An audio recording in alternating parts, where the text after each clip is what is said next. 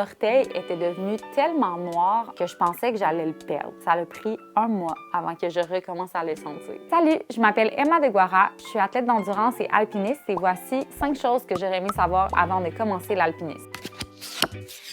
La priorité numéro 1, c'est ton confort. Parce que quand on est en haute altitude, en processus d'acclimatation, tout ce que tu ressens est vraiment exposant fois 1000. Tu dois boire, c'est pas juste 2 litres, tu dois boire 4 à 6 litres. Tu as mal au cœur, tu n'as pas juste un petit mal de cœur, tu as très mal au cœur. Tu as de la fatigue musculaire, elle s'additionne de jour en jour avec l'effet de l'altitude. Puis une chose qui m'affecte vraiment beaucoup, les odeurs. Ça fait 2 semaines que j'ai pas pris ma douche.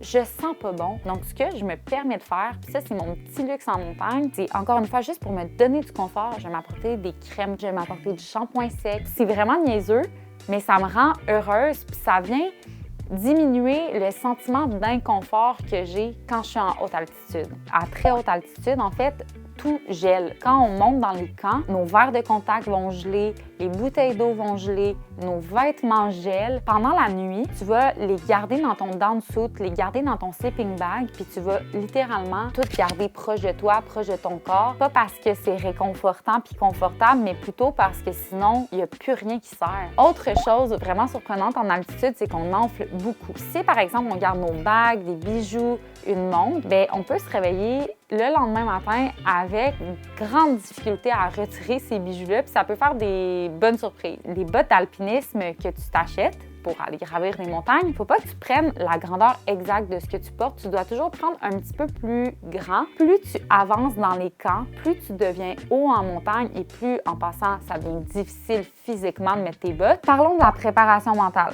La préparation mentale, ça veut dire, dans ce contexte-ci, venir établir une liste de tous les scénarios possibles qui peuvent arriver, puis avoir un plan de contingence, littéralement, pour chacun d'entre eux. Le plan de contingence, ça peut être des actions concrètes, comme par exemple, je sais quel secours appeler, de quelle façon, mais ça peut aussi être un discours interne que je me crée personnellement dans ma tête, que je sais que je vais me dire si je sens mon mental aller dans une zone que je n'aime pas. Une chose que j'aurais vraiment aimé savoir, c'est que ton itinéraire de ton expédition ne te sert à rien. On est constamment à la merci de la météo, des conditions sur la montagne, de l'état des camps, une tempête de neige, à quel point il y a de l'achalandage d'un camp à l'autre. La seule chose que je veux savoir, c'est quel jour on arrive, quel jour on part et combien de jours de contingence j'ai réellement. Donc, il faut vraiment lâcher prise.